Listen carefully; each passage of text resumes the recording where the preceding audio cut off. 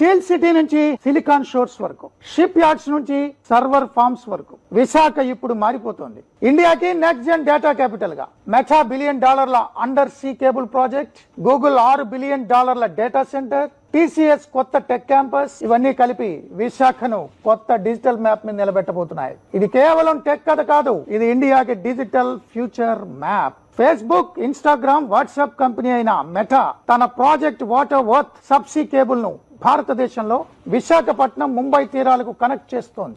50,000 కిలోమీటర్ల పొడవైన ఈ cable America, Brazil, south Africa, ఇండియాను 5 ఖండాలను కలుపుతోంది. 2030 నాటికి ఇది మల్టీ టెరాబిట్ ఇంటర్నెట్ కెపాసిటీని విశాఖ తీరానికి తెస్తోంది. ఇది కేవలం కేబుల్ కాదు, ఇది ప్రపంచానికి కొత్త డిజిటల్ ఆర్డర్.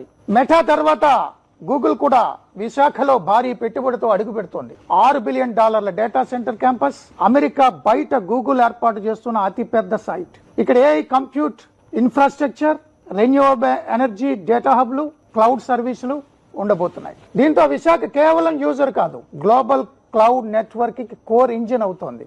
ఇంతవరకు ఇండియాలో data landing points Mumbai, Chennai వరకు మాత్రమే పరిమితమయ్యాయి. కానీ విశాఖతో ఈస్ట్ కోస్ట్ డిజిటల్ హైవే పుట్టింది. ఇది రెడ్ సీ రిస్క్ రూట్ ను బైపాస్ చేస్తోంది. ఇండో పసిఫిక్ డేటా మ్యాప్ లో ఇండియాను కొత్త స్థాయిలో నిలబెడుతుంది. ఇప్పటికే టీసీఎస్, సైఫీ, ఇతర ఐటీ కంపెనీలు విశాఖలో క్యాంపస్లు ఏర్పాటు చేస్తున్నాయి. ఆంధ్రప్రదేశ్ ప్రభుత్వం దీనిని డేటా సిటీగా అభివృద్ధి చేస్తోంది.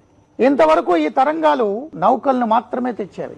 ఇప్పుడు అదే తరంగాలు డేటాను తీసుకొస్తున్నాయి. పోర్ట్ నుంచి ప్రోటోకాల్ వరకు, హార్బర్ నుంచి హార్డ్వేర్ వరకు విశాఖ ఇప్పుడు భారతదేశ మ్యాప్ లో మాత్రమే కాదు, ప్రపంచ డిజిటల్ మ్యాప్ లో ఉంది.